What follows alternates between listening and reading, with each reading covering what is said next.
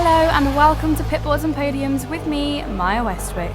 In today's episode, we are going to be doing the track guide ahead of the 2024 Japanese Grand Prix, so buckle up and let's talk F1. Alright, so first of all, starting with the timings for this weekend, of course that is very important. So on Friday, we've got FP1 at 11:30am local time in Japan, which for those of us here in the UK is at 3:30 in the morning.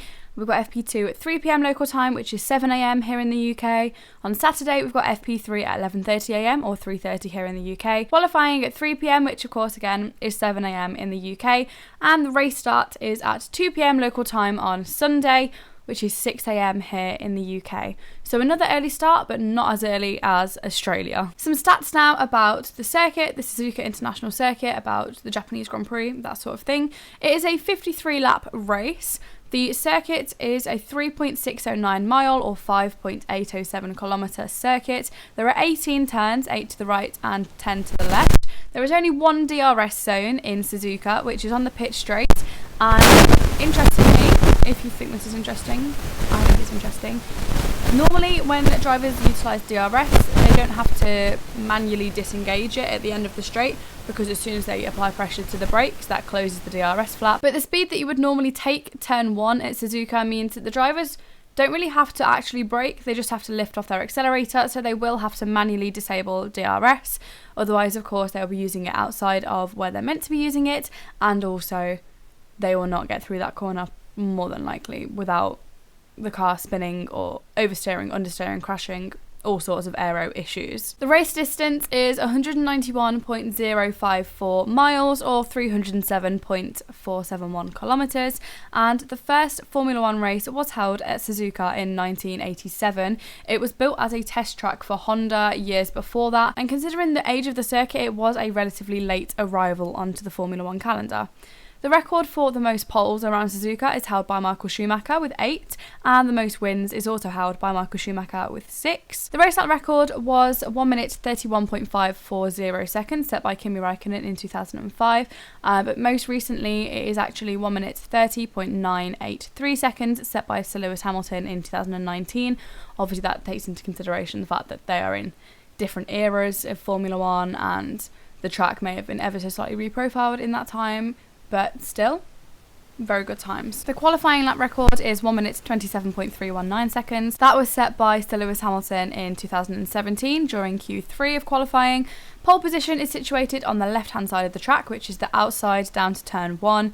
And the start line to turn 1 distance is 405 metres, and it's 277 metres from pole to the turn 1 braking point, or lift-off point. 66% of the lap will be completed on full throttle with a maximum speed of 328 kilometers an hour, which is 203.81 miles an hour, and the longest flat-out section of the track is 994 meters, so literally 6 meters short of a kilometre. You can expect the drivers to have to complete around 48 gear changes per lap, and the average pit stop loss is between 17.5 to 18 seconds. The tyre compounds available to the teams this week are the C1, C2 and C3 tyres. That's the hardest 3 tyres in the Pirelli range.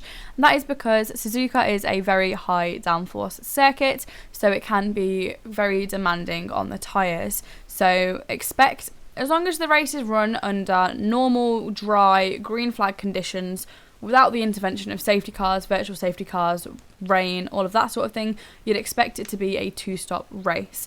Of course, if the weather comes into that, if a safety car comes into that, that could change pit stop strategies, but we're not going to know. However, it is expected to rain throughout the weekend, which is very common in Suzuka.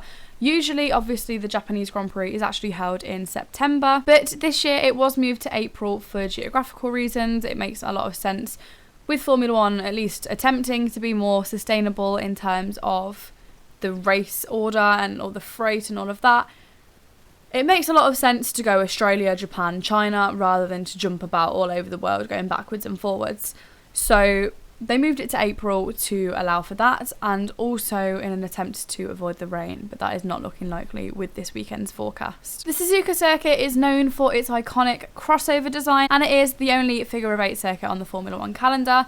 It is absolutely iconic because the track literally goes over itself, so you've got a bridge that the drivers go over, and a bridge that the drivers go under, and it's where the track crosses, and it is gorgeous. And it is also a firm favourite with a lot of drivers. In FP1 this weekend, RB announced that they would be running Ayumu Iwasa alongside Yuki Tsunoda to have a fully Japanese lineup for practice 1, and that of course completes one of their obligatory rookie FP1 sessions for the year. So that is a very exciting opportunity for Iwasa, and obviously for the home fans, hopefully that's going to be lovely for them, that for at least one session this weekend they have a fully Japanese lineup. Of course, Suzuka is an amazing circuit, and it is somewhere that can provide a lot of action. We often get a lot of dramatic races there, and it's known for its good racing. But of course, Suzuka also has a history in Formula One, and most recently, of course, in 2014 at the Japanese Grand Prix 2014, Jules Bianchi had a very bad accident, which he did tragically lose his life afterwards. So we are going into a weekend where, of course, we need to be mindful of that as well. We need to be mindful that this sport is incredibly dangerous. As much as we love it, the drivers do literally risk their lives to compete every race weekend. And of course, with Jules Bianchi being the most recent death from an accident in Formula One, I think we should all be mindful of that, and just take some time aside to think about him and think about the driver's safety. Of course, a couple of years ago in 2022, that reminder was kind of ever present because it was a wet race and very dramatic, and there was of course an incident between Pierre Gasly and a crane being on track that Gasly was then blamed for by the FIA, which kind of at the time seemed like they were using him as a scapegoat, and still seems that way. He was painted to be a dangerous driver, when reality is there should not have been a crane on the track in extremely heavy wet conditions while Gasly was still out there. There shouldn't have been, and it did draw a lot of comparisons to what happened in 2014 with Bianchi. So hopefully this year there won't be any incidents anyway. Of course, as I've said, it can be very dramatic. Last year was very dramatic, which I'll talk about in a moment. But hopefully we won't get any incidents, and hopefully if we do get any incidents, they will be handled safely.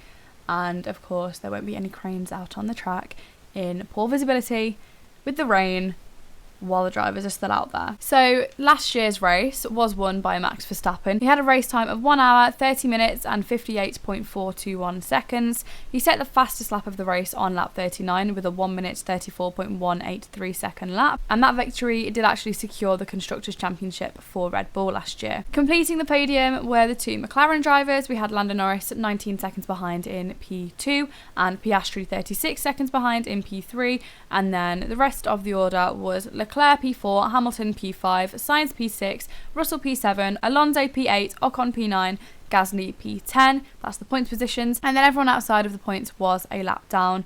We had Lawson P11, Tsunoda P12, Zhou P13, Hülkenberg P14 and Magnussen P15. And then they were the only finishers of the race. Albon, Sargent, Stroll, Perez and Bottas all did not finish after a very chaotic race with a lot of contact, a lot of clashes, more incidents than just the DNFs. I mean, the Mercedes drivers came together at one point. It was an action-filled race. We'll give it that. If the last few years at Suzuka are anything to go by, expect it to be a little bit chaotic. I mean, last year we didn't even have the rain affecting it. Of course, 2 years ago we did have the rain, and that was very dramatic with, as I've already said, with Pierre Gasly and the crane on track, and then with Sainz spinning out, which is the reason that the crane was on the track. And it can be a very demanding circuit for the drivers to drive, especially in the wet. So I really don't think we're not going to get a safety car at some point, or at least a virtual safety car, but we'll have to see. Qualifying last year, Verstappen was on pole with a pole time of 1 minute 28.877 seconds. We had Piastri qualifying in P2, Norris P3, Leclerc P4, Perez P5, Sainz P6, Hamilton P7, Russell P8, Tsunoda P9, Alonso P10, Lawson P11, Gasly P12, Albon P13, Ocon P14, Magnussen P15, Bottas P16, Stroll P17, Hülkenberg P18 and Zhou in P19.